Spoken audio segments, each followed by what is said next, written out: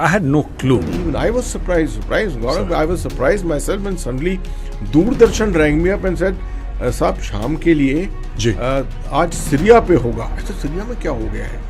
I didn't really know myself.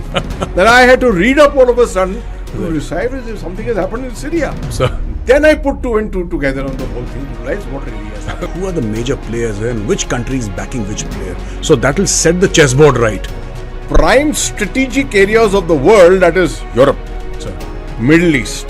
And my friend said, never make the mistake of equating Pakistan with Iran. Iran plays a larger game because that is how Iran sees itself. The northern part of Israel, Lebanon, the area of Syria, all this could be dominated by the proxy forces of Iran. Turkey has backstabbed. How has Turkey backstabbed, sir? Which side is Turkey on, one really cannot ever assess. Hello friends, welcome to GAP, the Gaurav Arya Podcast. Today, I have a very special guest with me. He has been the GOC for Strike Corps. He's commanded the Chinar Corps in Kashmir. He's currently member of the NDMA and also Chancellor, Central University of Kashmir. It is my honor and privilege to have with me here in our studios Lieutenant General Syed Ata Hasnain. Sir, Jai Hind, a very warm welcome, sir. Jai Hind. Thank you very much, Gaurav. Sir. And Jai Hind to all our viewers too. Thank you, sir. Sir, everything was going on well. There was no problem, and we had our sundry wars here and there. And suddenly we hear that Syria has exploded, sir. Out of thin air. Is it out of thin air? Were things brewing in the past? Because for the past, I think, 5 or 7 years, sir, everything seemed to be pretty stable, and suddenly we see Syria everywhere. So much so that it has pushed down the Israel, Hamas, Hezbollah, and Iran. This confrontation on page 2. Syria is on page 1. Why is that, sir? Well, obviously, Gaurav, Syria has a connect to everything which is happening in the Middle East. And let me start with that. And an event such as this doesn't come out of the blue. It has struck us all because all other news have been on page 1. And that has allowed the situation in Syria to fester, allowed the stakeholders, the forces there to work overtime, and suddenly out of the blue then emerge with this kind of a situation. Obviously, it's not happened without purpose. There is a purpose behind this whole thing, and it has a very deep connect with everything that is happening in the Middle East at the moment. So we find that Bashar al-Assad has left for, he's going to meet Putin, so he's going to Russia. And Iran is again back in the game, sir. They were in the game always, but now overtly so, sir. Russian airstrikes. We're also hearing about Turkey, sir. How different countries are backing different factions in this war, sir. So it is clear that Russia and Iran are backing the regime, sir, so to say. And this regime, Bashar's father has been, was when he was alive, sir. Since 1971, I think the family has been in power. So a clear 53 years they've been in power without a break. My question is, sir, could you for our viewers just tell us who are the major players and which country is backing which player? So that will set the chessboard right for our podcast, sir. See, firstly, Gaurav, you can't sort of detach this conflict from the larger conflict which is happening in and around Israel. But yes, we have to take a back step beyond 7th of October, behind the 7th of October last 2023, and go back to the period of 2011. 2011, if you remember, was the year of the Arab Spring. And there were people marching on the streets of Damascus at that time, looking for the democratization of Syria. And against them, very severe action was taken by the government of Bashar Assad at that time. It was happening all over the Middle East when the Arab Spring was being subdued by all kinds of means. And that started the civil war, the Syrian civil war. Everywhere else the Arab Spring would get subdued, but here the Arab Spring got subdued and led to a civil war kind of a situation. All kinds of players stepped into it. And you found from 2012 onwards, in the intensity increased in 2014, when you found the Americans working against the Bashar Assad government, backing the Syrian Democratic Forces, and out of the blue, suddenly in 2014, emerged the very famous organization called the ISIS, right? The Islamic State for Iran and Syria, ultimately shortened to IS, Islamic State as such. Now, IS was actually a hand-me-down kind of a organization which came out of the Al-Qaeda in Iraq, and its original leader was a man called Al-Zarqawi, who was killed in Iraq. And the rump elements of the Republican Guard, the Ba'athist Party, etc., all got put together, came under a leadership, and that's how ISIS came. And ISIS became a very important stakeholder in this entire game. It became the organization which was opposing the advancement of Shiaism, which was coming in from Iran, of the Syrian Shia organizations which were coming in from here. In other words, it is Shia Islam which was looking at its domination over the area of the Levant. Now, what is the Levant? I think our viewers need to know what is the Levant. The strategic importance of this area between the Persian Gulf and the Mediterranean Sea. It's the bridge which, bridges the gap, or this territory which bridges the gap between Europe and the Middle East, West Asia. Right? Crucial area, transit routes, all kinds of things of that kind. Oil, sir. Oil. Of course, routes coming down into the oil territories, yes, etc., and things like that. Okay, so whoever gets control over this has a very dominant kind of a position in this part of the world, and that is what most forces have been competing for. See, it has been Iran's, right from 1979, after the famous Iranian Revolution, it has been Iran's intent to dominate the Levant. The creation of the Hezbollah was for this purpose, primarily, so that the northern part of Israel, Lebanon, the area of Syria, all this could be dominated by the proxy forces of Iran. That's what Hezbollah has always been, right?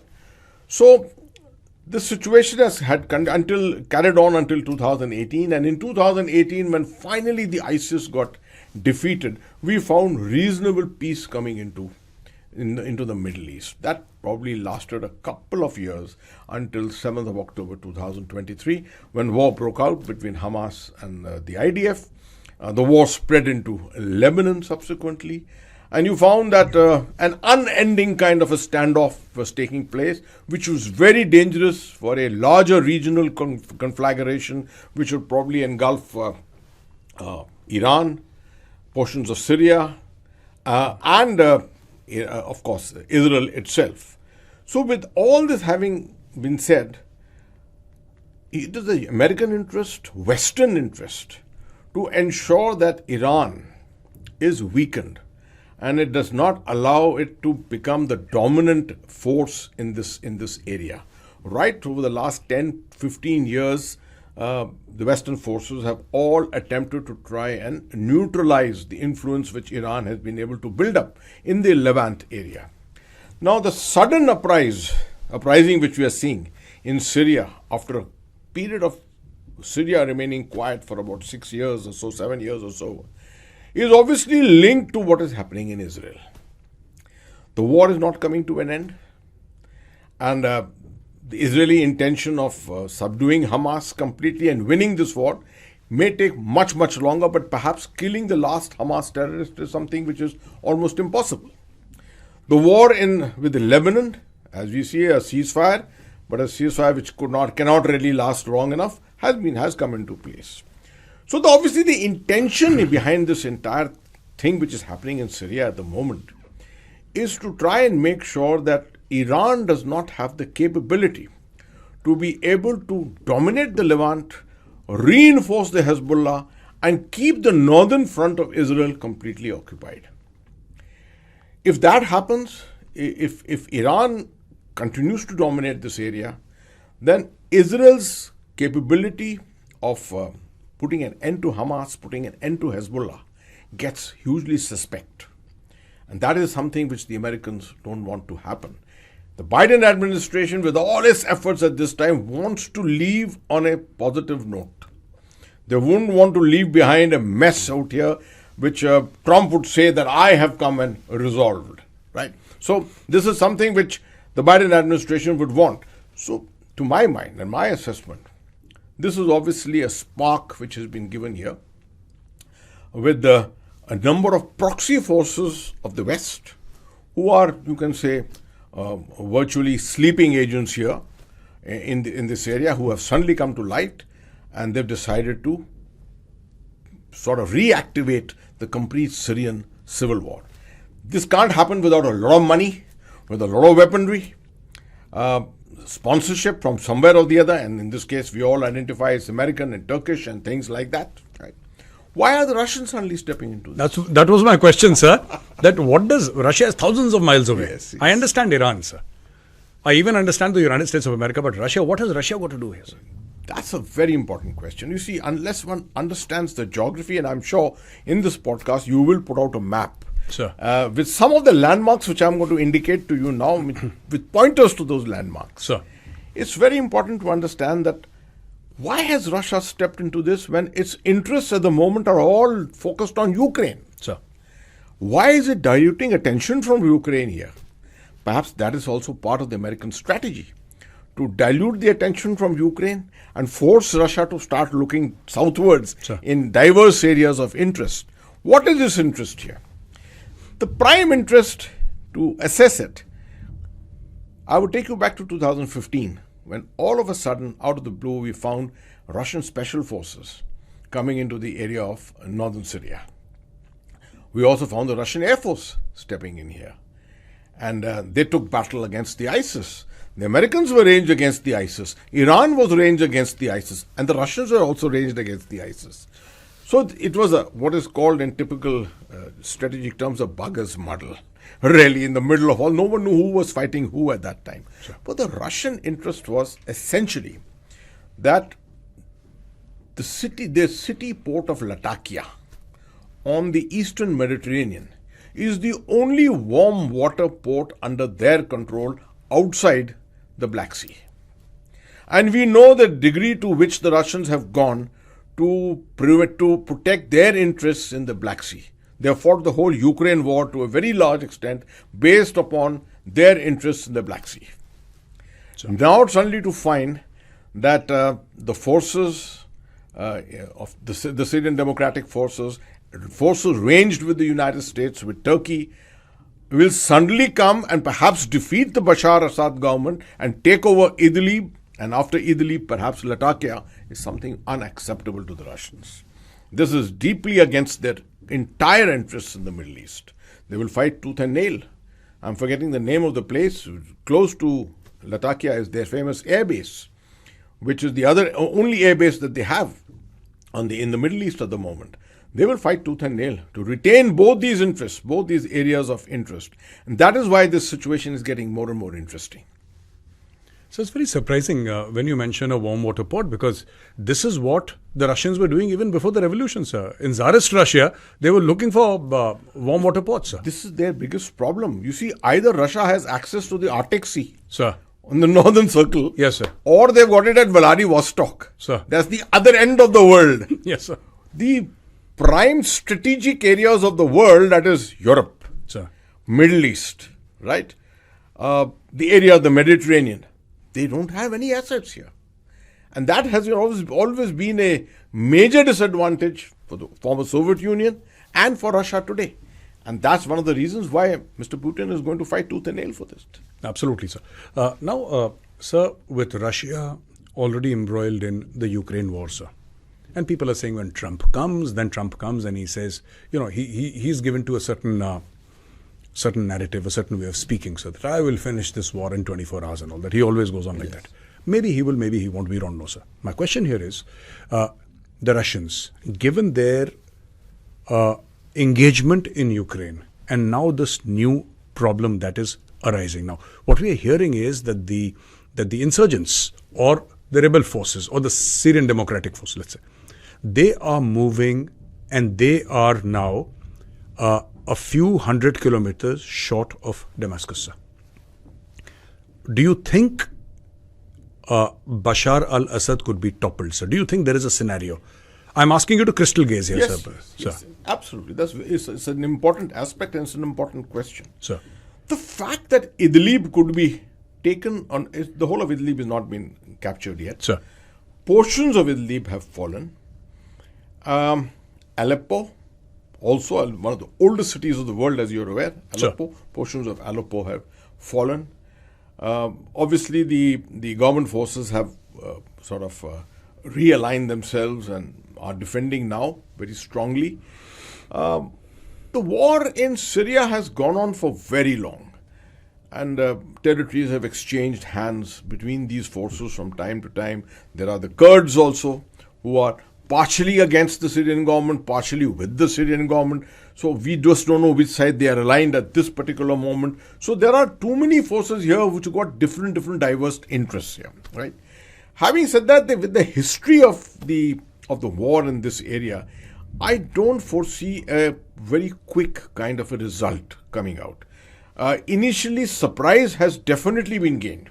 The fact that they could make a foray into Aleppo, into Idlib and places like that, it has taken the Syrian government forces by surprise. But beyond that, now that the Syrians have got the Russian, not the entire Russian Air Force, but Russian Air Force air elements are there. There are some special forces also, I'm told, who are still there. So obviously with this assistance, they will be able to fight back. But I think the West will put in a tremendous amount of backing. They're obviously not going to put boots on ground. Sure. They're not going to bring in air forces. But they will perhaps use some kind of a missilery from their fleet in the Mediterranean, right?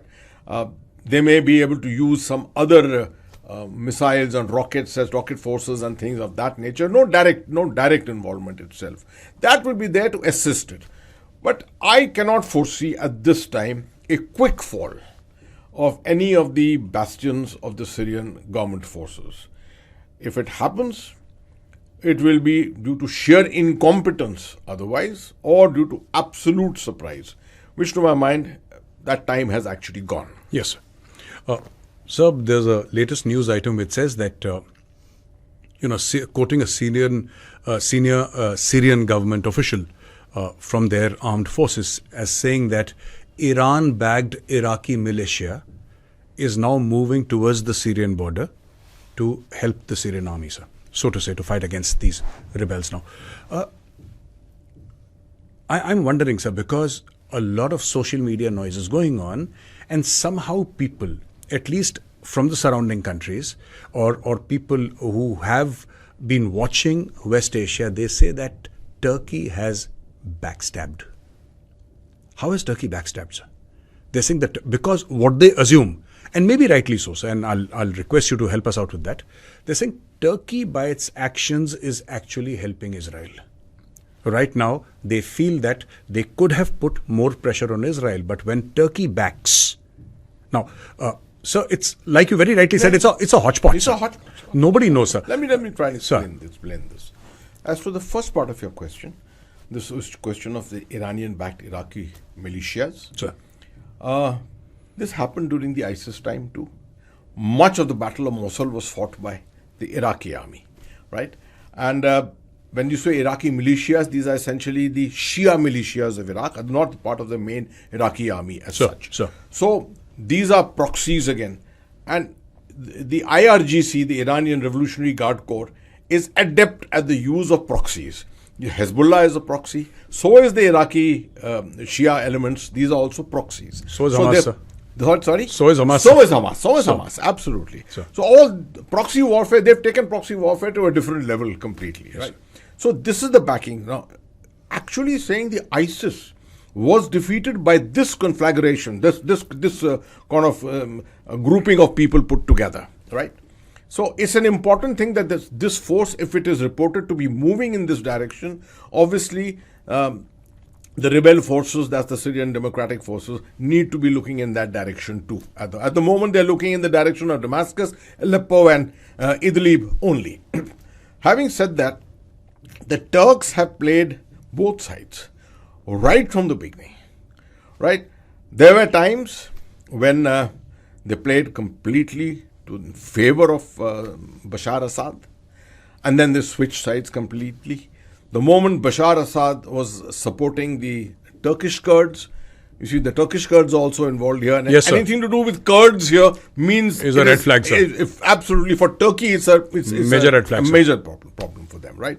So at times when when the Syrian Kurds were supported by the Syrian government out here, the Turks went against the Bashar Assad government. So this kind of a mishmash has been going on and off right from 2016 onwards.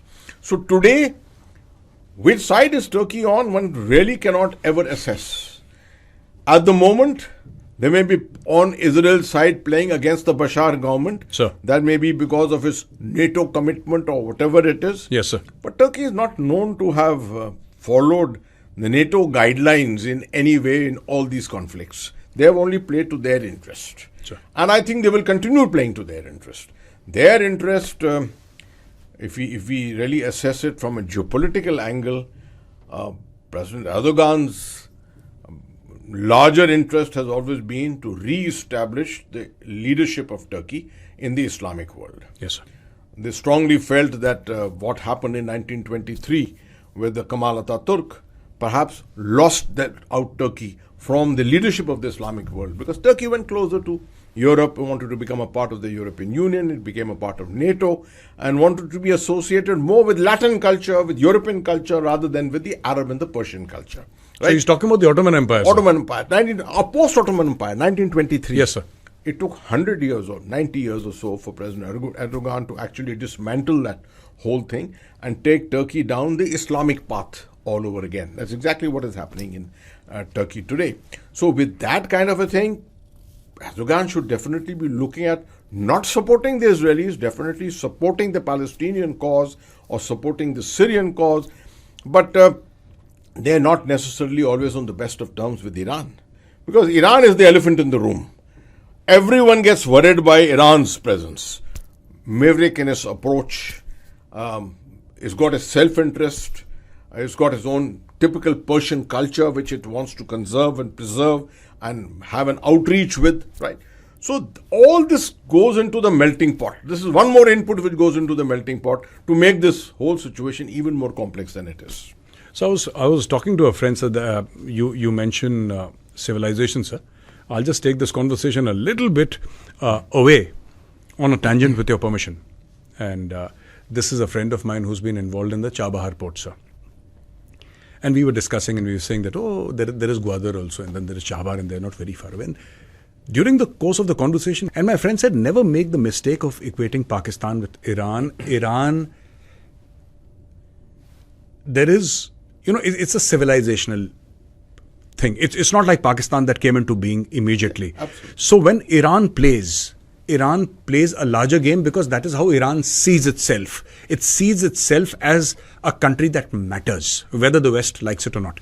My question here is, sir, does this take off, at least because had the 7th October thing not happened, sir, today, in isolation, maybe this would have also not happened, but had this happened, in that hypothetical scenario, you would have had the Hamas and the Hezbollah pitching in. Today, Hamas, even if the last man is not dead, it is seriously denuded. Sir. Hezbollah leadership is gone, they're wiped out, and they're not what they were a year and a half back, sir. So the question here is, sir, where does that leave Iran? Iran proxies. Iran is not going to launch the Iranian army or the IRGC to attack, sir. Always proxies. Now, there are two main proxies in areas bordering Israel are severely denuded, fighting for their lives with the IDF, sir. Where does that leave Iran? That's a very good question. There's no doubt that much of the civil war situation in Syria and the war against the ISIS was fought with the support of Hezbollah. Even the Hamas fighters were known to have, some of them have been transported to the area of Syria, Lebanon and Syria, and they were involved in the fight against the ISIS in 2017, 18 and things like that. The last 1 year has weakened the Hamas. Hamas is not in a position to sort of participate in this. Sure. Hezbollah, as you very correctly identified, their leadership is wiped out. A very large part of their arsenal and their main strength appear to have been always missilery, gunnery, rockets.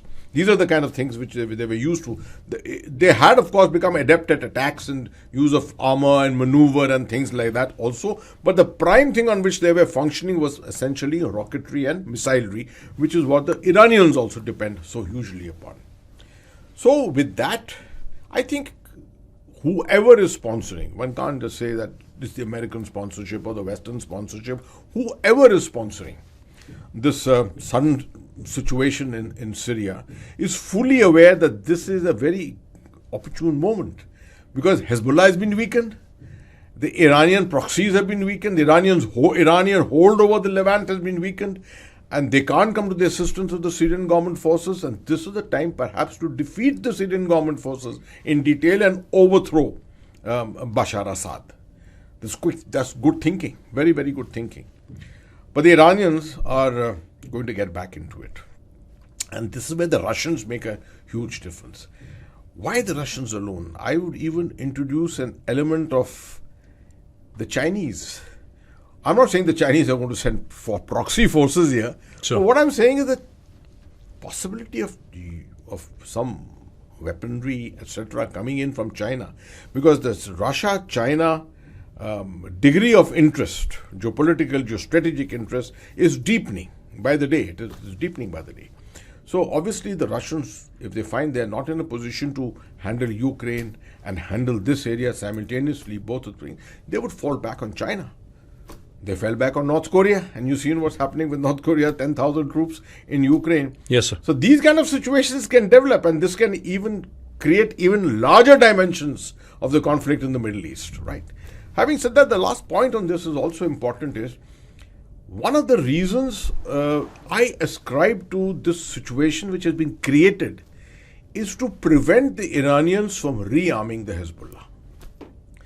You see, I suspect that the ceasefire has been primarily negotiated in a manner because the Iran-Hezbollah combined has been weakened to a great extent, right? And the Levant is a ground route, is a surface route through which lots of transport convoys, etc., have been coming in over a period of time, and they come and reinforce, bring in all the supplies, etc., for the Hezbollah. This is where the Israelis have been bombing this area out of shape for many years, Sure. right? And this is exactly what they will do now also. So the intent of Iran was to, of course, try and reinforce the Hezbollah with weaponry and things like that. But a situation of this kind created, where this whole area is in turbulence, in ferment, makes it very, very difficult for Iran to be able to focus on rearming the Hezbollah. Now, sir, you see, Trump is going to come in, sir, and Joe Biden is on its way out. Sometimes it does seem that Joe Biden is playing a game because his image took a beating, sir, after the US forces left Afghanistan. And every president wants to leave a legacy. Now, he's going, sir. He's going, and there is no way he's coming back to politics. He's old, and he's said as much. What do you think he's doing, sir? Suddenly you find this ceasefire between Israel and the Hezbollah, however tenuous it may be, but it's on paper it's a ceasefire. So that is one. I also believe that Israel has again started hitting Lebanese targets. They have again started hitting. So that is one piece, sir. Secondly, sir, let's leave alone Russia and Ukraine for a while. But this entire thing, sir, what does Joe Biden want to do here? Does he want to say that I have ended this conflict before Trump came and took power? Is that one of the... because, sir, even to a person who's been watching this area, and we do read about Syria, sir, because that is part of our job and part of our trade, I could be forgiven for thinking that it came out of thin air, which it did not, which you very rightly mentioned, that if you watch very closely, you know that pieces are moving on the chessboard. But it did seem like smack in your face suddenly, because this whole thing, sir, the armored columns moving, sir. Now, where did a former offshoot of Al-Qaeda get armored columns? So armored regiments are moving in. So this is serious, heavy weaponry. to arm them, to equip them, to finance them, and suddenly one fine day we are saying that, the eastern part of Aleppo has fallen, sir.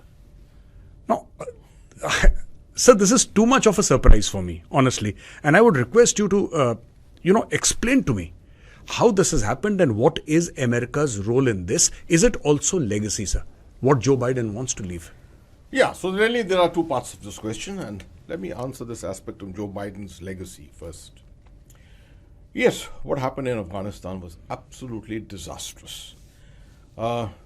He did it in the early part of his tenure, if you remember, for 6 months. Sure. 31st of August 2021.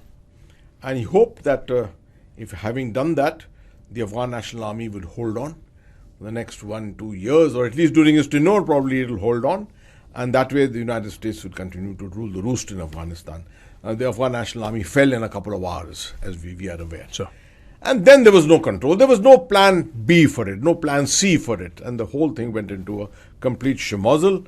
And the withdrawal, leaving behind 600,000 M4 rifles, 200 or more helicopters. And this is the kind of weaponry which were missiles and all kinds of things which are left behind at that time. And enough to allow a couple of armies to fight for a couple of years, right? Now, with that lesson behind him, Joe Biden definitely didn't want to leave on a note where you say you have withdrew from one disastrous war, created another disastrous war, and left behind all this as a legacy for Trump. That's the bottom line. He just didn't want that at all. So these 2 months, what is achievable in 2 months? Create a situation for your adversary, which is adverse for your adversary, negative for your adversary. Sure. I think this is smart thinking what they've attempted, but ultimately the proof of the pudding will be in the tasting. Yes, sir. Because to my mind, I don't think this is going anywhere. Coming to the second part of your question, how this whole thing came by surprise. I'm not surprised by it for the simple fact that if you look at what happened in 2014, where did the ISIS come from suddenly? You see, these situations have a habit of festering when the international community starts looking at different situations around the world. Everyone's attention at the moment is on Ukraine and on the Hamas, on Gaza, and yes, to a great extent on southern Lebanon and northern Israel. No one even mentions the word ISIS these days anywhere. Nobody talks about the Syrian Democratic Forces. After 6 years, I'm hearing the name, right? So below the surface, a lot of things happen. The Americans are adept at this. Strong intelligence services, which can do this kind of a thing. They played it in Libya very well. How did all the weaponry from Libya reach the ISIS ultimately? We don't know. What networks were there? Which were the routes taken? Was this brought by ship or by surface transport? No one knows till today. Right? So these weaponry and human resources, the manner in which they can cross international borders today in today's world, no one has been able to determine exactly. So that's exactly what has happened. There are a lot of resources have moved, maybe through Turkey. Largely it has to happen through Turkey. It can't happen through Israel. The Turkish route is the major route through which it can Absolutely, happen. Sir. But then I'm sure Iran would have had its intelligence. The Russians would have had their intelligence. The Syrians are all there. But obviously people were keeping their eyes closed to the possibility of such an uprising happening. And to that extent, you have to give credit to whichever organization did it. The intelligence services of that organization, you got to give them the first prize. They've done it marvelously. At the end of the day, whether this will convert itself into a positive military situation for them, only time will tell. Sir. No, sir, I take a great deal of pride in thinking that at least I keep myself updated, sir, because I read every day. But this came out of nowhere, at least for me, sir. I had no clue. Even I was surprised, Gaurav. Sir. I was surprised myself when suddenly Doordarshan rang me up and said, साहब शाम के लिए आज Syria पे होगा. ऐसे Syria में क्या हो गया है? I didn't really know myself. Then I had to read up all of a sudden to decipher something has happened in Syria. Sir. Then I put 2 and 2 together on the whole thing to realize what really has happened. Forgotten about Bashar and all that. So my last question to you, sir, is Trump is coming and 20th of January is his swearing in, sir. do you see him again pushing the Abraham Accords? That's very, very important for the Middle East, or at least that is what the Trump administration believes. And for minor hiccups aside, sir, it's been a good accord for the world as such. It stabilized the Middle East to some extent. Do you think Trump will push for the Abraham Accords? And if you can explain to our audience, what are the Abraham Accords, sir? And, what do the players gain from that? You see, Donald Trump is coming on a guard of finding peace in different. He's reputed for this. No interference in wars anywhere, no interventions anywhere. The United States wants to close in, wants to keep its own territories secure, which are secure, of course, wants to make America great again. His perception is America is not great by fighting wars all over the world and dominating on becoming the world's policeman. It is by its internal strength, by its full internal strength. And to that extent, the Trump doctrine will be essentially to have American presence in places, to have American dominance in places, not necessarily American intervention in places. It is essentially influence which must continue to remain, and that should be the prime stabilizing factor in that region. In the Indo-Pacific, for example, the same in the Middle East. That allows the United States to continue concentrating on its own economy, on its own people, rebuilding its forces, etc. Much against this, a lot of people believe that every American president has to ultimately reinforce and strengthen the military-industrial complex, because without that, the American economy cannot thrive. I don't entirely subscribe to that. There are lots of different ways by which the American economy thrives. The military-industrial complex is one of them. Sure. It's a contributory factor. And who says wars around the world have come to an end? It need not be American wars. These can be other wars in which the Americans can provide the weaponry, if necessary, and make sure that their economy thrives on that. Okay. So having said that, as far as the Abraham Accords are concerned, the last time very serious efforts were made, primarily with a lot of Arab countries, to ensure that they fully appreciate the presence of Israel, accept the presence of Israel, and recognize it in the long run, ultimately, and learn to live with Israel in the Middle East. Otherwise, everyone knows that Israel is there, the Arab nations are there, but they have all lived in a kind of a standoff against each other. It is 1978 when President Sadat, if you remember, yes, sir, took the initiative on behalf of the Egyptians. That was the start point of this entire thing. And today, I think the Abraham Accords actually virtually go back to that period. Right? But the Abraham Accords are more about all three Abrahamic faiths coming on the same page, which means the Americans and the West are representing Christianity, the Israelis representing Judaism, and the Arabs representing Islam. So the three faiths coming on the same page and geopolitically accepting that there is an interest in ensuring that they are all together and not against each other. So only obviously some nations, this was the beginning of in the last administration of Donald Trump, a beginning was made. I think it was Morocco with whom it was signed. It was with the UAE that it was signed. It was important. It was in the making with Saudi Arabia. It will take very long. I don't think Saudi Arabia is going to come into this right in the beginning itself, but it will take some time and of negotiations before it finally comes together. Right? Notwithstanding that, if the Abraham Accords are not signed with an Arab country, doesn't make it that country an adversary or an enemy as such. It is just facilitating greater togetherness, right? Bonhomie and unity among the nations in the Middle East. Now, I think he will start afresh and attempt to try and take in more Arab nations into it, particularly the Gulf nations, right, which are largely under influence of Saudi Arabia also. Right. There could be a backlash against it, particularly in some of the less privileged Arab countries, like, for example, in Yemen or maybe in Tunisia or some country like that, even in Egypt, well, some countries of that nature, right?